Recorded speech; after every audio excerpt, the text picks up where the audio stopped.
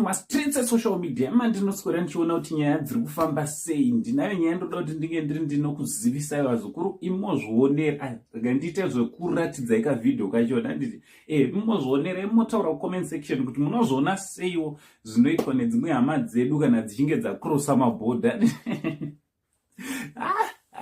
Ichakaoma vazukuru chongoda kuti muzvionere mega nditi so ndisanda kuratidzai kavhidhio kandinako vazukuru. Ndinokutendai nesapoti yese yamunotipa paSaint TV. Ndichida kutenda vasaura vedu mukuru.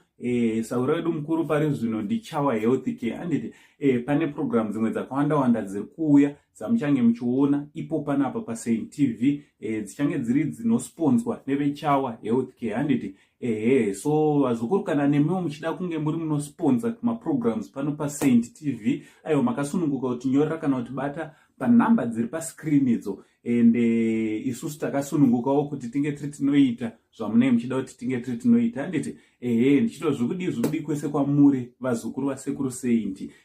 So pane kavhidhio kemukomana ari paCape Town apo ari kungwavha mungwavhiro wakewo wandoda kuti munge muri munoona ende haasi ega vakawanda vanodaro anditi Team Cape Town vese vane hama dzavo dziri kuCape Town ndoda kuti muone kavhidhio kanotera pamwe ndori hama yako izvo zvadidi isitotaura kucomment section. From Uncle saying the only Zimbabwean uncle pari zvino ndichitichi manje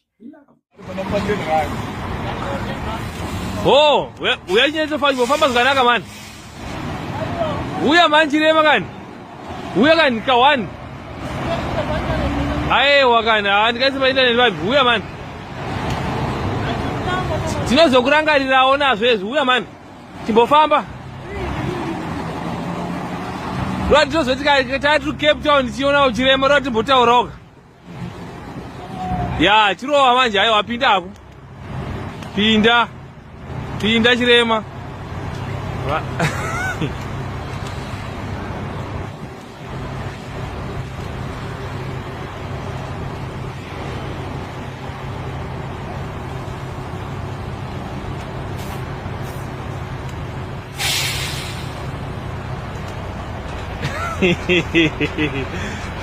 Unaona sikanza.